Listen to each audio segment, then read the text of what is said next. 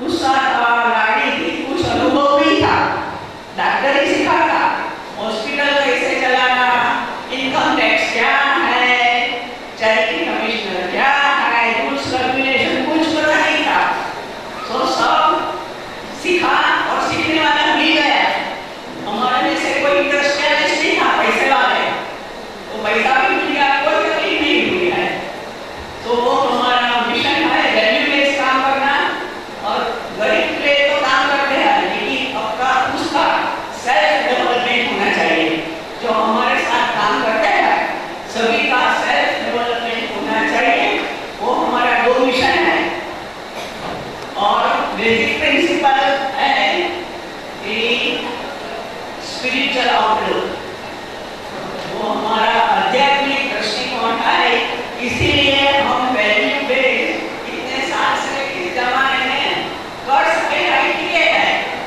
जो आध्यात्मिक दृष्टिकोण नहीं होगा तो वैल्यू बेस्ड काम करना और टीम में काम करना, हमारा हम टीम वर्क है। तो आपको मालूम होगा कि टीम में सबके सब क्या है, इक्वल है तो क्या प्रॉब्लम होता है, सभी का ईगो आता है, क्या है। तो बहुत मुश्किल आई और बहुत भगवान ने परीक्षा किया। और एक बार तो ऐसा हुआ कि जिसके साथ और जिसके लिए हम काम कर रहे थे वो ट्राइबल पीपल वो हमारे अगेंस्ट हो गए, हमारा पर एट्रोसिटी एक्ट किया गया, मारामारी हुआ। और आत्मसानंद जी ने फिल्म में दिखाया और कई गलतियां भी किया है, जो गलती करते करते सीखते गए और करते गए। गलती किया तो हमने कबूल कर दिया, जब में पेपर में हमारे रिपोर्ट आया है, उसमें भी गलती का स्वीकार कर दिया। तो लोग बोलते कि क्या करते हो आप, तो जो क्या स्वीकार किया तो हमको ज्यादा और ज्यादा लोगों का प्यार मिला। तो भूल तो करते हैं तो उसके डरना नहीं, भूल करेंगे तो नहीं करते हैं। और ये हमारा बेसिक प्रिंसिपल दूसरा टीम है आध्यात्मिक दृष्टिकोण और साइंटिफिक अप्रोच। आज तो विज्ञान की बात की थी, हो गई 2 दिन से, तो हम लोग हाई स्पीड मशीन भी चला रहे हैं ग्रामीण क्लिनिक में, ऐसा पुराने वाला नहीं, हाई स्पीड मशीन। और माइक्रोस्कोपिक सर्जरी होता है, लैप्रोस्कोपिक सर्जरी, सो वैज्ञानिक तरीका रखा है। और तीसरा है एपॉलिटिकल, पॉलिटिशियन को दूर ही रखना। बीजेपी गवर्नमेंट है, कांग्रेस से आएगी, पॉलिटिक्स को पॉलिटिशियन आते हैं, हमको मदद भी करते हैं और हमारे साथ बैठ जाते हैं, हम उनको राय नहीं देते। एक अप्रोच है और सबके साथ काम करना। गवर्नमेंट और फॉरेन एजेंसी है, कई लोग बोलते हैं गवर्नमेंट से काम नहीं करने का, हमने गवर्नमेंट से ही काम किया, फॉरेन से भी काम किया, इंडस्ट्री वाले के साथ सबके साथ काम किया।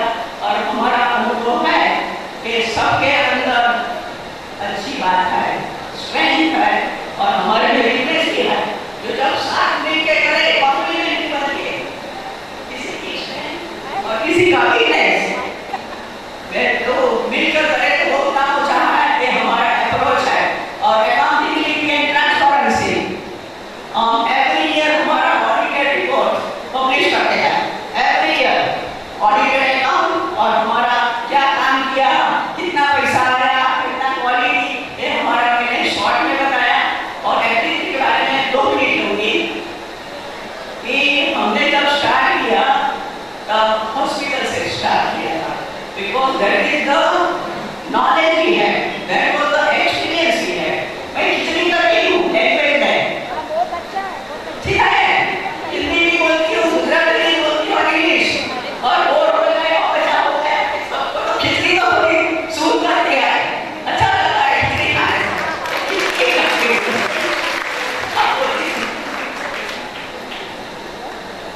इसीलिए हमने जो एक्टिविटी शुरू किया वो हॉस्पिटल से किया।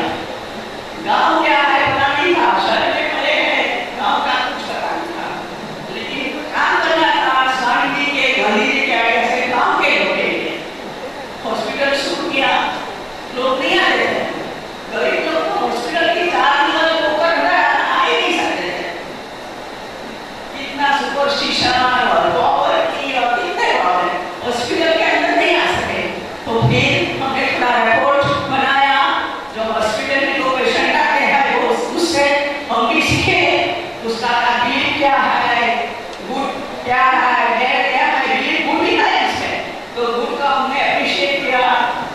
जो कभी तो टच ही नहीं किया वो गुड मगर हुआ होते हैं, तो वहां भी जाओ और इधर भी आओ, ऐसा नहीं किया शुरुआत है, ये नहीं करो नहीं करो नहीं करेगा तो कोई नहीं आएगा, वो भी करो और ये भी करो, और धीरे धीरे अब काम सब यूटिलाइजेशन ज्यादा हो जाता है, सर्विस यूटिलाइजेशन।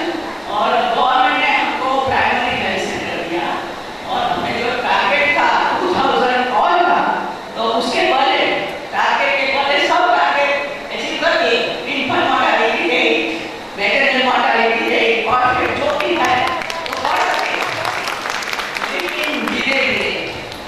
और हम भाई ज़्यादा टाइम नहीं लूँगी, आप सब वहाँ आए, लेकिन मेरे साथ वो लड़की आई है, वो खुद अपने बारे में बात करेगी, वो क्या कर रही है, मैं नहीं करूँगी, वो बताएगी। હું સેવાગઢ શારદા મહિલા સોસાયટીમાંથી આવી છું અને મારું નામ બારિયા વેરોનિકા વલ્સભાઈ છે અને હું 12 પાસ છું। મેં સેવાગઢમાં શારદા મહિલા વિકાસ સોસાયટીમાં સીવણ તાલીમ લીધી છે, તેમજ હાલમાં સેવાગઢમાં નર્સિંગ તાલીમ પણ લઈ રહી છું। મારી નાનપણથી ઈચ્છા અને શોખ હતો કે હું સીવણ તાલીમ મેળવીશ।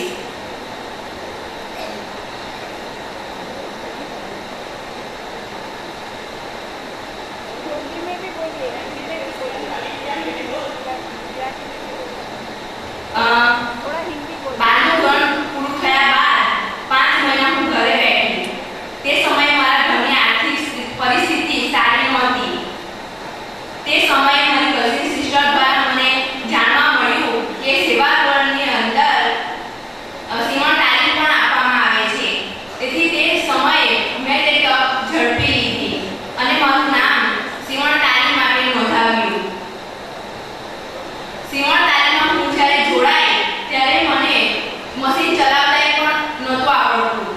તે સમયે હું મશીન ચલાવતા, કાપડ કટિંગ કરતા તેમજ સીવતા શીખી।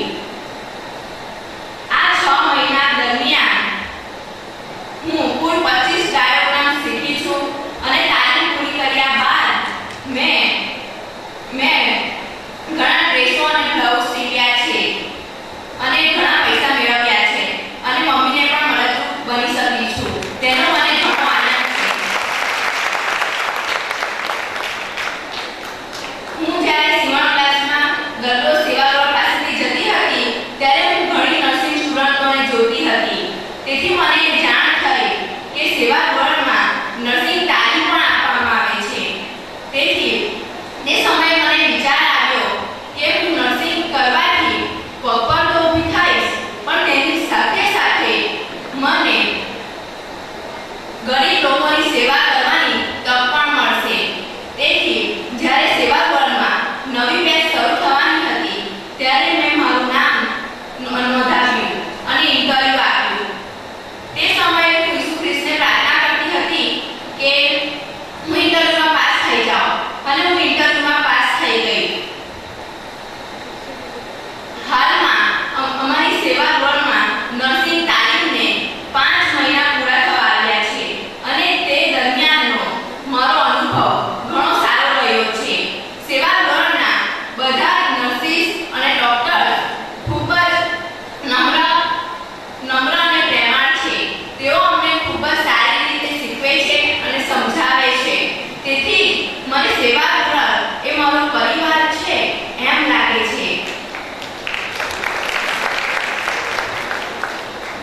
સેવાગઢમાં અમને નર્સિંગ તાલીમ ઉપરાંત આધ્યાત્મિક રીતે પણ અમારો વિકાસ થાય તે માટે મૂલ્યલક્ષી શિક્ષણના ક્લાસ લેવામાં આવે છે, જેમાં સ્વામી વિવેકાનંદના વિચારો, શબ્દો અને જીવન પ્રસંગોનું વાંચન કરી અમને સમજણ પૂરી પાડવામાં આવે છે, તેથી અમને જીવન જીવવામાં ઘણી શક્તિ મળે છે।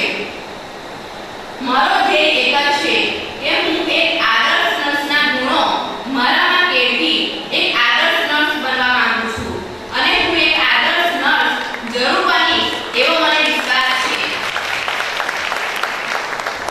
અંતે હું તમને એક વાત વિશ્વ આપણે દરેક વ્યક્તિને જીવનમાં આગળ વધવા માટે અનેક તકો આપતા જ હોય છે. તેમાં આપણે માત્ર એ તકોને ઝડપી લેવાની જરૂર છે અને આગળ વધવાની જરૂર છે. જેમ મેં મારા જીવનની અંદર આ તકોને ઝડપી લીધી, તેમ તમે પણ આ તકોને ઝડપી લઈ તમારા જીવનમાં આગળ વધશો એવી જ હું આશા રાખું છું. Thank you.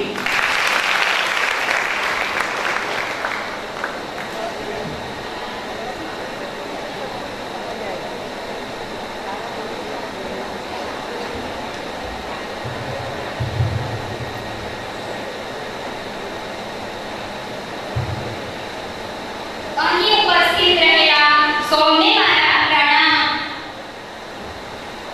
હું કોઈ કવિ નથી કે કવિતા રૂપે પ્રગટ થાઉં. હું કોઈ ઘોડો નથી કે ઊંટે રૂપે રજૂ થાઉં. હું કોઈ દીપક નથી કે અંધકારમાં પ્રકાશ આપું. હું તો માત્ર સેવારુરલ અને શારદામય લલિતા સોસાયટીની દીકરીઓમાંની એક દીકરી છું. મિત્રો,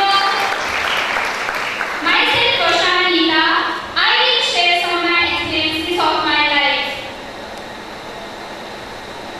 My father is a farmer whose education is 4th standard.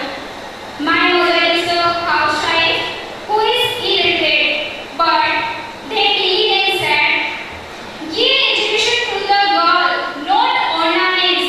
Give education to the girl first, not ornaments. Like this they believe, and I like that their thing. Hence, I faced many problems during my student life. Whichever I feel that I will tell you. When I live in hostel. I stayed 14 years hostel. I lived in 14 years in hostel, and at that time I faced so many problems. When I completed BA with English, and after all phases of my life started, I wanted to BA, but that was not possible because there is a economic problem, and so I left my home and because I wanted to study further, and I hated my parents and God and also myself, and I left my home and I went out of my home and I went at my sister's home. After I thought I took admission in MA also, but I did not go for that, and I selected the course spoken English and computer. And at that time I was thinking that if I will choose this course, I will get job early and I will become independent. That was my purpose. So I completed BA with English. But I did not like that where I was doing course because there were many rules and which were so strict, and also I wanted to do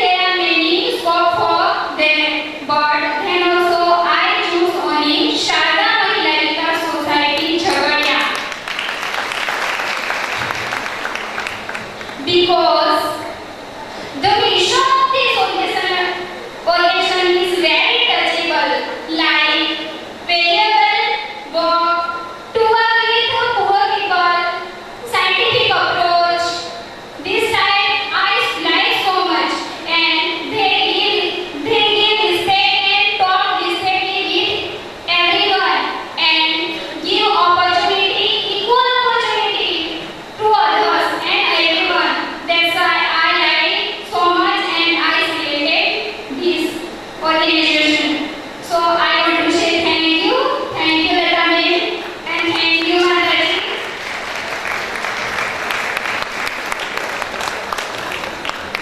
So I want to say to my dear friends,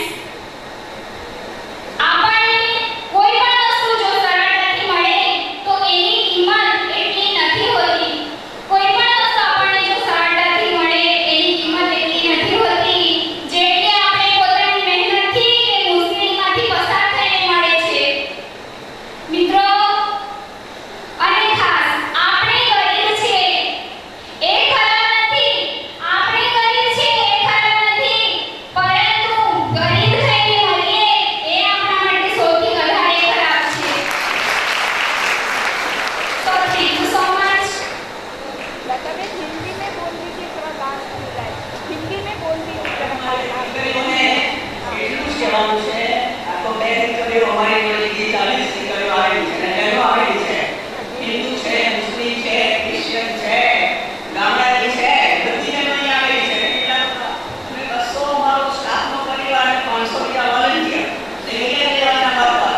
એટલે તમે ખાસ આપણો પણ મારે દીકરીઓને એટલું કહેવાનું છે કે તમારે બધાએ ગામડામાં જઈને સેવા કરવી એ બધા માટે શક્ય છે નથી. એ શક્ય થવાનું નથી. એટલે તમે જ્યાં છો ત્યાં જે જવાબદારી તમારે માથે આવી પડેલી છે, બેંકમાં કામ કરતા હોય, ઓફિસમાં હોય, નર્સનું કામ કરતા હોય, શિક્ષક કરતા હોય, અને કઈ કામ નહીં કરતા હોય, ઘરમાં જ રહેતા હોય, બેન હોય, નણંદ હોય, કોઈ ભાભી હોય ને મમ્મી તો બહુ બધી વાત કરતી હતી. એ તો બધા બધું ઘણું બધું માને એડ કરીને અને સ્વામીજીની કેટલી બધી વાત કરી, સ્વામીજીને બહેનો માટે કેટલી બધું એમને કેટલી બધી આશા છે. તો એ આપણે એ લાગણી સાથે, એ પ્રેમ સાથે જ્યાં આવીએ ત્યાં એ કામ કરીએ. હવે બધાએ ઘણી હોય અમારે ત્યાં બધી આવે કે કોઈને મોટા બધાને લગ્ન કરવા તો કરે અને આ બધી રીતે કામ કરી શકાય. જેને લગ્ન નથી કરવા એવી બી ઘણી બહેનો આવે છે. તો લગ્ન કર્યા ના હોય તો બધાએ લગ્ન કરવાની જરૂર નથી. હવે રાજકોટની કેટલી બધી બહેનો છે જેને લગ્ન નથી કર્યા અને બધા સાથે રહીને સલામતી લાગે, એકબીજાની જોડે સાથે રહે એટલે પ્રેમ બી મળે, આદર બી મળે, મુખ બી મળે, પણ મદદ બી મળે. એટલે એકલા રહી શકાય છે, ડરવાની જરૂર નથી. અને કેટલા બધા માતાજીઓને આપણે જોઈએ છે ને અમી પ્રાણ માતાજીએ તો થોડું ટચ નહીં કર્યું. એ વિશે હું થોડું બે શબ્દ કહીશ. તો જેને આધ્યાત્મિક જીવનમાં રસ છે, જેને પ્યોર લાઈફ જીવવી છે, જેને આ સંસારની જંજાળમાં પડવું નથી, ત્યાગ કરવાની જેની ઈચ્છા છે અને જોડે સેવા કરવી છે. તો હવે તો આપણે વલસાડમાં સારામઠ છે અને તમે બધી બીજી બધી બહેનો કોઈ મધ્યપ્રદેશથી આવેલી છે, રાજસ્થાનથી આવેલી છે, કલકત્તાથી આવેલી છે. સારામઠનું નામ ઘણી બધી દીકરીઓએ સાંભળ્યું નથી, બરોબર ને? જે બધા ભરતી આવ્યા છે એને સાંભળ્યું છે. ગુજરાતમાં તો રામકૃષ્ણ મિશનનું નામ બધાએ સાંભળ્યું છે. સારામઠનું નામ માં સાંભળાને બહુ કોઈ ઓળખતા જ નથી. એટલે સારામઠ વલસાડમાં છે અને ઘણા બધા આપણે બધા કઈ હમણાં ઉપલેટા નથી કે બરોડામાં જરૂર છે, અમદાવાદમાં જરૂર છે સારામઠની બહેનો માટે. પણ કેવી રીતે શરૂ થાય? There are short of hands. એટલા બધા માતાજીઓ છે નહીં. આપણે એમાં કેમ નથી? આપણે કે મોટા એલ્ડર માતાઓ બેઠેલી છે ને, આપણી દીકરીઓને આપણે પરમિશન આપતા નથી, બરોબર ને? જેને આવું લાઈફ જીવવું હોય તો એને પહેલા નમનો નાચ એવું કરવાની જરૂર નથી. બહુ આનંદની લાઈફ છે, બહુ મજાની લાઈફ છે. એટલે આપણે માતાઓ ઘણી દીકરીઓને તૈયાર હોય તો માતાઓ એને પ્રોત્સાહન આપે, પ્રેરણા આપે અને થોડા દિવસ રહીને રહે સારામઠમાં કે કેવી તૈયારી કરવાની છે, શું કરવાનું છે, પછી નક્કી કરીએ. નક્કી કરીને નહીં જવાનું. અને દીકરીઓને કહું છું કે હવે લગ્ન કરીને ઘણાને થાય કે અમારે લગ્ન નથી કરવું ને સેવા કરવી છે. મારી પાસે તો ઘણી બહેનો આવે કે શક્ય છે, એવું છે, અમારે લગ્ન નથી કરવા, સેવા કરવું છે, કેવી રીતે કરીએ? શક્ય છે. એટલે હવે તમે ત્યાં બી આવી શકો, મારી સંસ્થામાં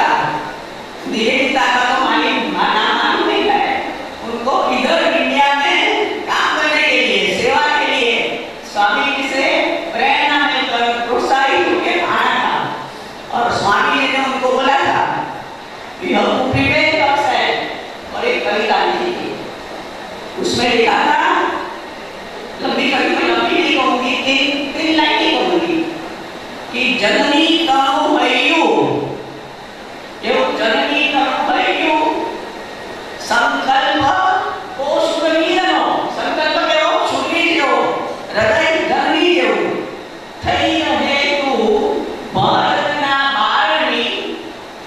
You become what to all the children of India, what to become? Three things. त्रिवेणी. कौन थी तीन चीज? दासी, दासी, सखी और स्वामी.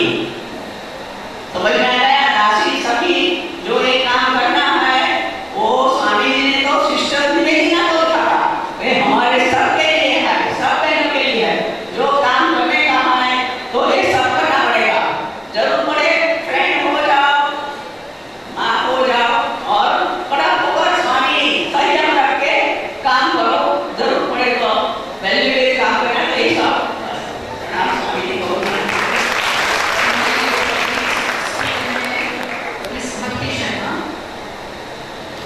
स्विमर मेरा है और मैं नेशनल चैंपियन है. वो अपनी सफलता की कहानी बताएंगे. मुक्ति सेल की निवेदन है कि शॉर्ट कर दो बेटा, ये ऑलरेडी वेरी लेट.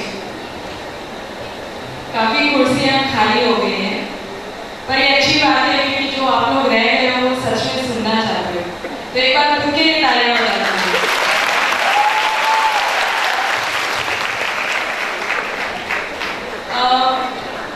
मुझे अपनी सक्सेस स्टोरी बोलने के लिए बुलाया गया है, पर मेरी सक्सेस स्टोरी के पीछे मेरे माँ बाप के 50 साल, मेरे 24 साल, 4 महासागर और 8 सागरों की कहानी है.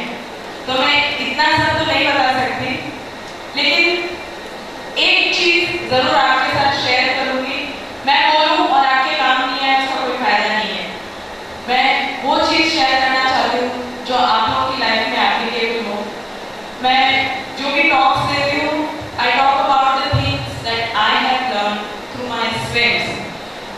तो पहले तो मेरी सक्सेस स्टोरी बोलने के लिए कहा गया है, तो उसमें ज़्यादा टाइम लेते नहीं हुए सिर्फ 2 लाइनें बोलना चाहूँगी.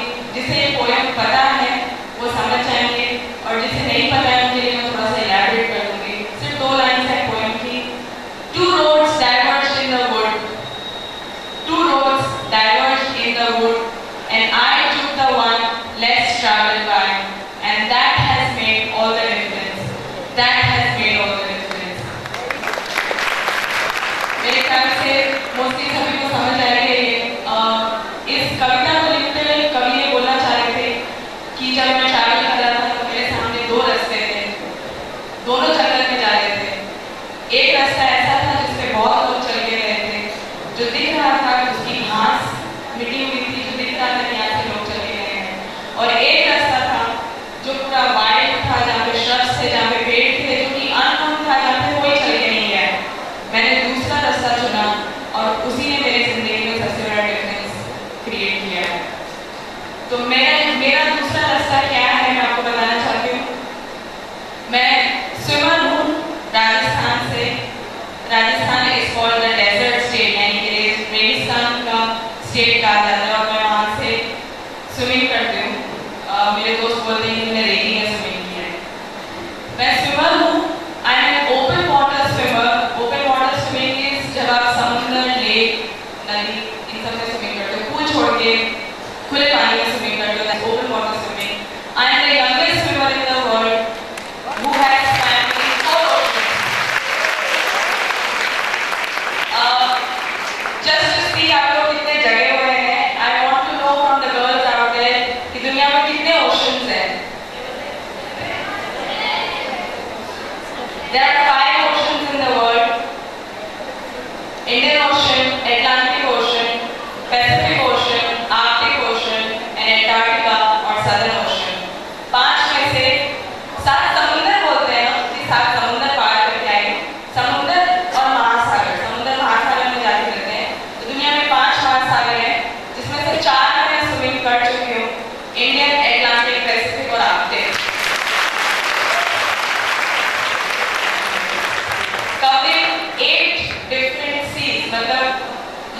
नदी समुद्र में जाके मिलती है, समुद्र महासागर में जाके मिलता है। तो जब ये अलग अलग महासागर में स्विमिंग कर रही थी तो साइमल्टेनियसली मैंने 8 अलग अलग समुद्र कवर किए। मेरी मदर और मैं we hold the world record. English Channel का नाम सुना है किसी ने? Good. It's a sea between England and France. England और फ्रांस को जोड़ते हुए ये समुद्र है।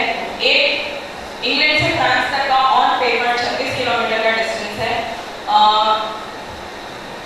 I did the English channel solo when I was 16 years old, and after 4 years, my mother and I hold the world record of being the only mother-daughter in the world. मतलब दुनिया में और कोई ऐसी माँ बेटी नहीं है जिसने मिलकर इंग्लिश चैनल क्रॉस किया। So I can share so many stories from so many swims. मैं यहाँ प्रोजेक्टर पे I wish I could have shown you some of my swims, but time doesn't permit me much. एक story मैं आप लोगों के साथ में शेयर करना चाहती हूँ। साधारण सा दिन था, जनवरी, साधारण सा महीने का साधारण सा दिन था। साधारण सा दिन की रात हुई और रात के 3 बजे मैं खड़ी थी वहाँ पे। धर्मतल पोर्ट महाराष्ट्र में है। रात के 3 बजे इतना अंधेरा कि मुझे पता नहीं चल रहा था कि आसमान कहाँ खत्म हो रहा है और समुद्र कहाँ चालू हो रहा है। पिच ब्लैक डार्कनेस, और दूर से मेरे को दिख रहा था कि एक फैक्ट्री की लाइट चल रही है और मैं सोच रही थी कि कौन सी फैक्ट्री होगी, क्या काम हो रहा है, बट इट डिडंट मैटर क्योंकि कुछ ही देर में मुझे वो सब, जितनी थोड़ी बहुत रोशनी थी वो सब पीछे छोड़ के उस अंधेरे में कूदना था। और मैं कूदी रात के 3:30 बजे पूरे अंधेरे में मैं कूदी। सिर्फ मेरी माँ की आवाज़ बोर्ड पे और एक छोटी सी टॉर्च लाइट के डायरेक्शन में कि भक्ति इस तरफ बेटा, इस तरफ स्विमिंग करो, उस तरफ मत जाओ, फंस जाओगे। और उस अंधेरे में मैं कूदी, मैंने स्विमिंग किया, सुबह देखी और सुबह कभी इतनी सुंदर नहीं लगी थी। So I took the leap of faith, I jumped and I swam the Dharamtal Gateway and I went on to swim 8 different seas. The point is कि वहाँ पे खड़े होके मुझे बहुत डर लग रहा था क्योंकि रात के 3:30 बजे हम घर से बाहर भी नहीं निकलते और मुझे खुले समुद्र में कूदना था। और टाइड्स और करंट्स की वजह मोस्टली सारे स्विम्स रात में चालू होते हैं। मुझे बहुत डर लग रहा था। आप सबकी तरह मुझे अंधेरे से डर लगता है, मुझे पानी के जानवरों से डर लगता है, मुझे लहरों से डर लगता है। हालांकि एक बोट होती है आपके साथ में, लेकिन आपकी बॉडी कब आपके गिव अप कर जाए इसकी कोई गारंटी नहीं है। देखते देखते आप बेहोश हो जाओ। और इंग्लिश चैनल पर ये सारे स्विम्स करते वक्त पीपल हैव पास्ड अवे, लोग इंजर हुए, लोग बेहोश हुए। मुझे डर लग रहा था बट आई जंप। और अगर मैं वो जंप नहीं करती तो आज मैं आप लोगों के सामने यहाँ नहीं खड़ी होती अपनी स्टोरी शेयर करने। तो अपनी स्टोरी को यूजफुल बनाने के लिए मैं स्वामी जी के वर्ड्स यूज करना चाहती हूँ। स्वामी जी ने बोला है, संभावना की सीमा जानने का एक ही तरीका है, to know the possibility of what is possible, to know the limit of possibility, there is only one way. संभावना की सीमा जानने का सिर्फ एक ही तरीका है, असंभव से आगे निकलो। और असंभव से आगे निकलने के लिए एक ही चीज हमें रोकती है हमेशा, वो है हमारा खुद का डर। और अगर आप लोगों ने नोटिस किया होगा तो डर कभी प्रेजेंट टेंस में नहीं होता है, डर हमेशा फ्यूचर टेंस में होता है। मुझे कुत्ते से डर लगता है, क्यों? काट लिया तो काटा तो नहीं है, अभी तक तो नहीं काटा। मुझे अंधेरे से डर लगता है, क्यों? कुछ हो गया तो, पर हुआ तो नहीं है। वो क्या, और लॉजिकली अगर देखा जाए तो कुछ होने और नहीं होने का हमेशा 50-50% चांस होता है। That's the probability that we live on. हमारे जीने का 50% चांस है, हमारे मरने का 50% चांस है। तो हमारा डर हमें फोर्स करता है कि हम वो जीने वाली साइड के चांस को ना देखें। कुत्ते को हाथ ना लगाएं। हाथ लगाने से क्या पता कुत्ता आपका दोस्त बन जाए, लेकिन हम नहीं लगाते। काट लिया तो हम कुछ बड़ा करने का सोचते नहीं है, वेट हो गए तो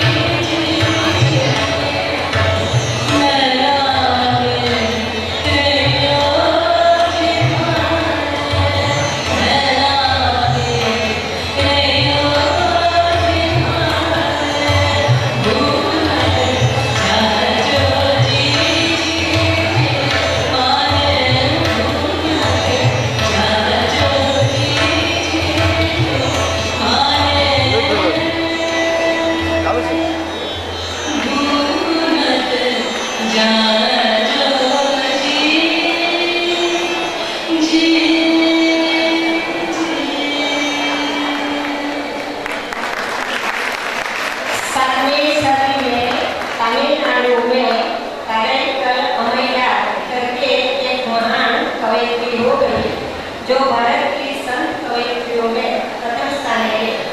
उन्होंने अपने गीत में अपने को एक सब्जेक्ट का वर्णन किया है, जो गीत में सुगंधित आता है।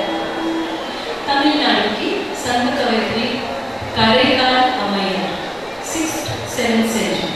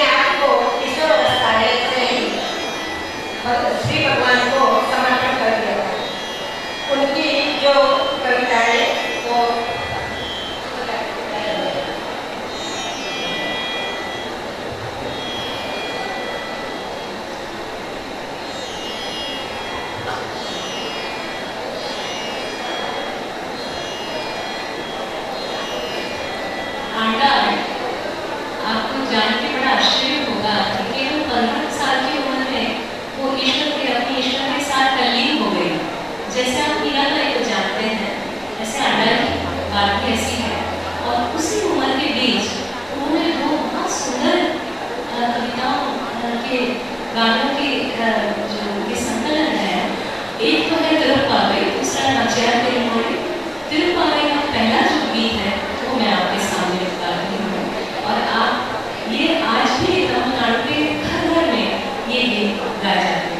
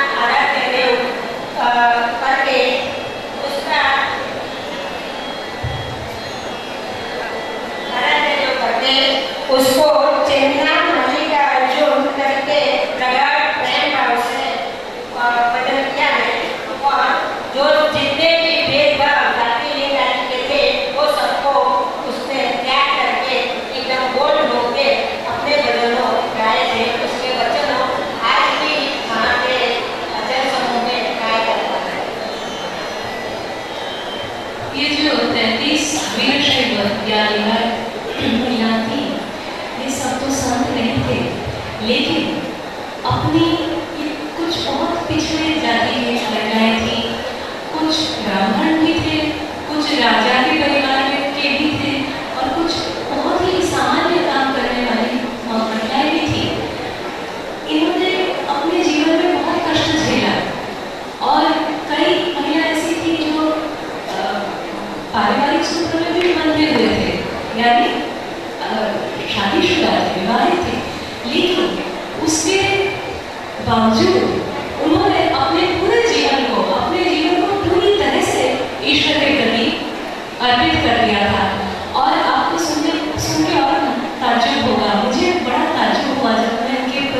पढ़ रही थी और जान रही थी कि इनमें बाल-बालिका भी थी, कितना कष्टदायक इनका जीवन रहा होगा, लेकिन ईश्वर के प्रति जो भक्ति और जो प्यार ने उनको उनके जीवन में ऐसे सशक्त बना दिया था कि उन्होंने अपनी भाषा में अपनी बातें, अपनी अनुभव को उन्होंने बोला। इन गानों को, गीतों को एक्चुअली वचन बोला जाता है। तो अक्का महादेवी जो थी, ये बहुत मूल धर्म में सबसे बड़ी लिंगायत वीरशैव महिला संत थी। उनका एक वचन मैं आपके सामने लाती हूँ।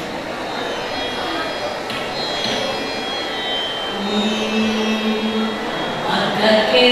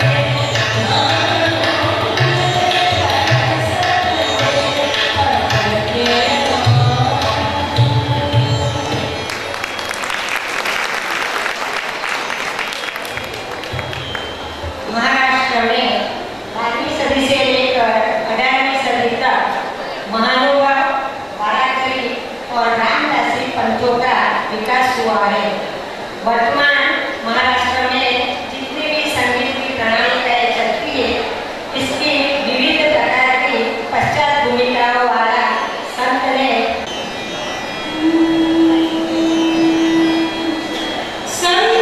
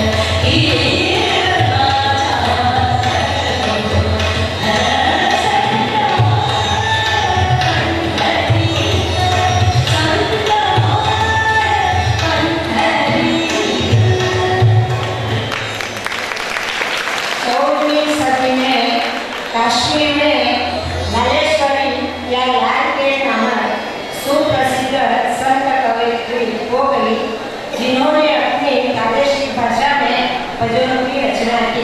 उसकी रचनाओं ललवाग नाम से प्रसिद्ध है, जो कल्पना सभर और संपूर्ण काव्यमय है।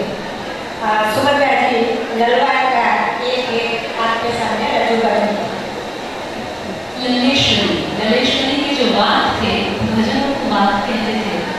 जैसे 12वीं सदी के जो वीरशैव निकाय धर्म के जो महिला संत थी, उनकी जो मन की गाथियों को वचन बोलते थे, ऐसे कश्मीर की जो ललेश्वरी थी वो शैव भक्ति थी, उनके जो गाने हैं उनको वाद बोलते हैं। ललेश्वरी के बाद ललवाग।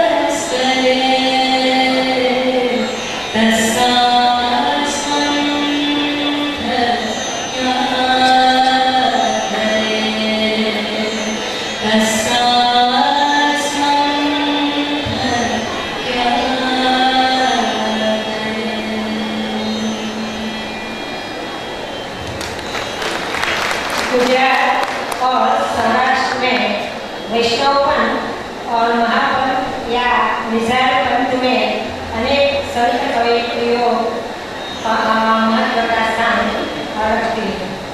महापंथ का जो उपदेश है, आध्यात्मिक उपदेश, वो पति पत्नी के बीच या तो अकेला अकेला प्रैक्टिस करने का होता है और उसको गुप्त रखा जाता था, मालूम नहीं क्यों। जीवन के हर एक क्षेत्र में से प्रैक्टिस करना भाग ले सकते थे। इसमें महत्व से समाज के निचले स्तर में से भी लोग आते थे। अनेक प्रसंगों में स्त्रियों गुरु के मार्गदर्शन का पाठ बताती थी। आप पंथ में तोरण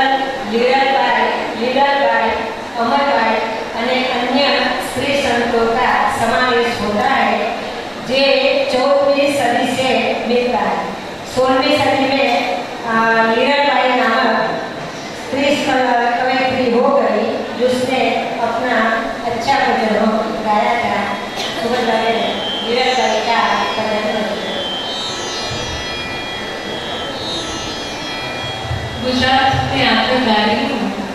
आपको बता दूँ 13 ऐसे संत कवयित्री हैं गुजरात में, जो सौराष्ट्र रीजन था उस ज़्यादातर वहीं के हैं, और उनके जो गाने हैं, जो भजन हैं, वो बहुत रहस्यवादी हैं और बहुत अंदर बहुत हाई स्पिरिचुअल टेक्स्ट उसमें उन गानों में हम सुनते हैं। और वो ये सारे गाने जो लोक धुन में ये गाने प्रचलित हैं, ये लीरल गाने का एक ये गीत में गाना है।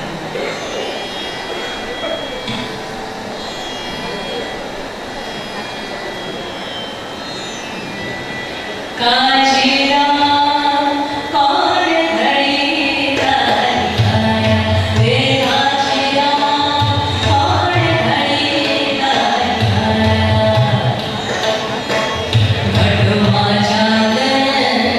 भटवा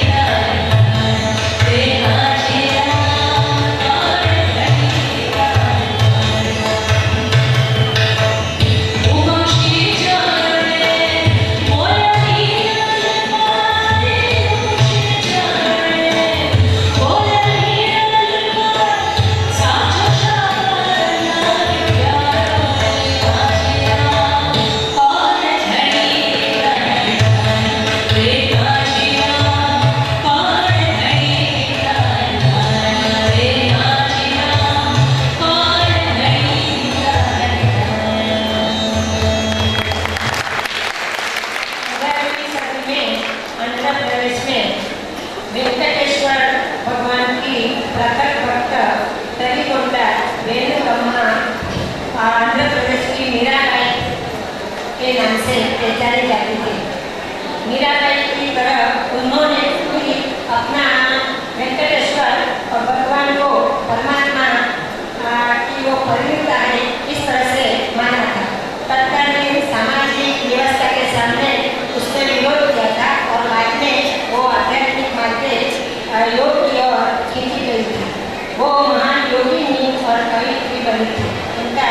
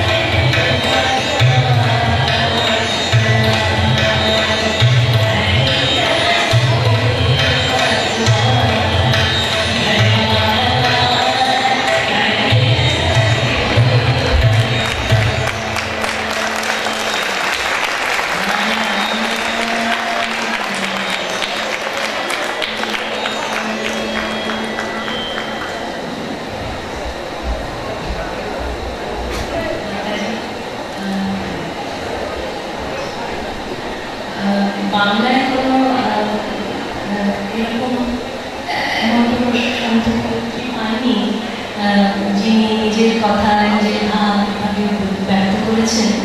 আমি একটু রবীন্দ্রসঙ্গীত বেশ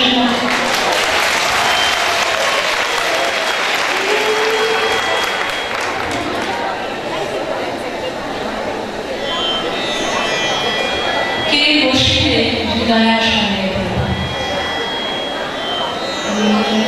एक रविंद्र संगीत गाती हूँ माता जी का आदेश है।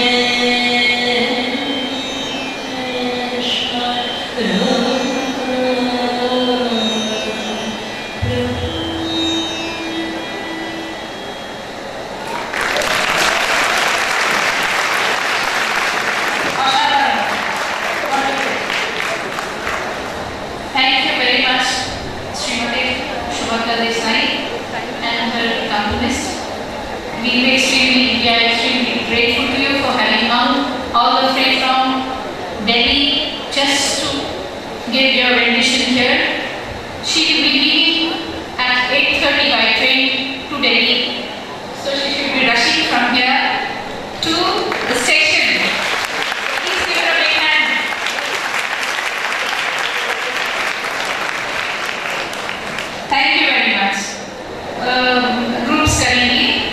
उसके बाद एक और डांस है। अब जो है